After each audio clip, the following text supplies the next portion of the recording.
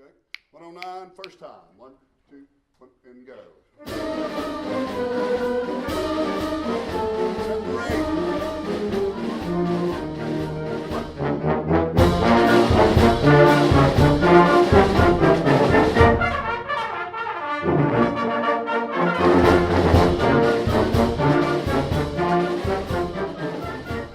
Band and music was always an important part of Eric's life due to his time with the Grissom Band.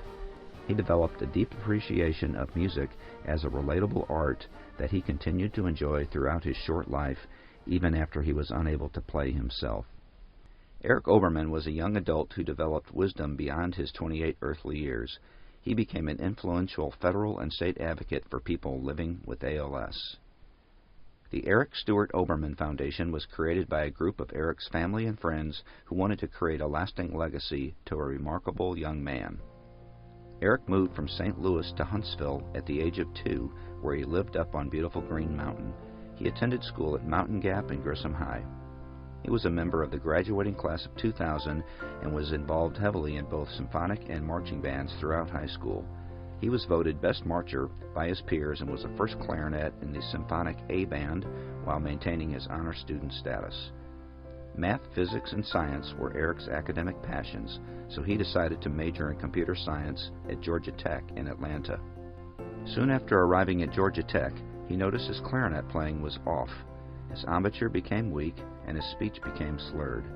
He did not know it then, but these were his first symptoms. At the age of 19, during his second year of college, Eric was diagnosed with ALS. His gradual physical deterioration forced his withdrawal from college during his fourth semester at Tech. Amyotrophic lateral sclerosis, or ALS, is otherwise known as Lou Gehrig's disease. ALS is a progressive neuromuscular disease that attacks motor neurons throughout the brain and spinal cord. There is no known cause, treatment, or cure. Despite his rapidly deteriorating condition, he remained engaged with people and activities. Eric traveled often to Washington, D.C. to meet with legislators, and in 2005 he spoke at a congressional hearing on ALS. He became one of the country's most powerful and well-known spokespeople for ALS research. At his Senate testimony, delivered using his speech-generating computer, he relayed, "Two things ALS cannot take away from me are my mind and my spirit. Despite the radical changes my body has undergone, I am still the same guy inside." President Bush subsequently signed the ALS Registry into law in 2008, which authorized the Centers for Disease Control to begin collecting data on people living with ALS in the United States. This is one of Eric's big objectives, to enable ALS researchers to collect data to help find a cure and to create a world without ALS. Sadly, Eric lost his final battle with ALS in August 2010. We don't know why Eric got ALS, but because of it, and in spite of it, he lived a life full of joy, love, filled with a lot of music and the deep satisfaction of accomplishing something bigger than himself. Graduating seniors from any Huntsville City school who are active in band are encouraged to apply for a scholarship from the Eric Oberman Foundation. To be eligible, you must currently be a senior in a band program at school and be planning to attend a 2- or 4-year college or accredited program and plan to continue to be a part of a band or musical ensemble post-graduation while attending school. Eric directly assisted in making the scholarship a reality. He specifically wanted the scholarship program to focus on awarding a senior class band member who would, first, continue to contribute to the world of music by being part of some musical enterprise, whether a formal ensemble or a simple community engagement.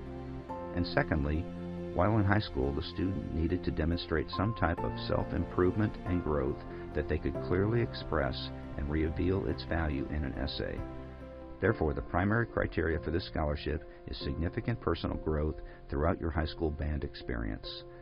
This can be not only as a musician, but in other areas of your education and life experiences.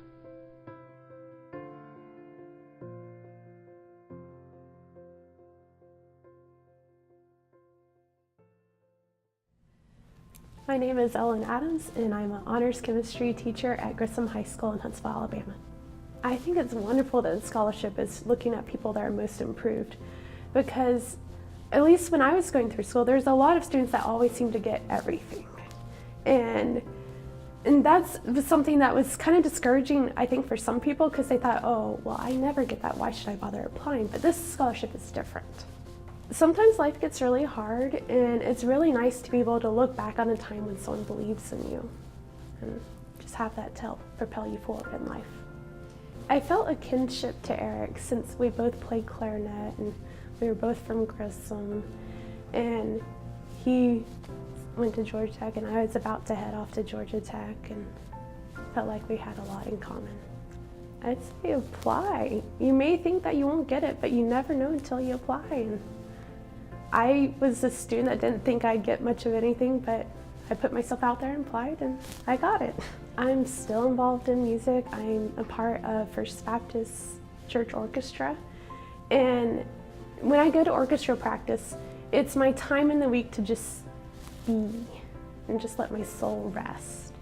Music is very soothing for my soul. If you meet the requirements described above, we hope that you will take an hour of your time to apply for Eric's scholarship. By completing the application, you have the possibility to continue the legacy of inspiration and dedication this award represents.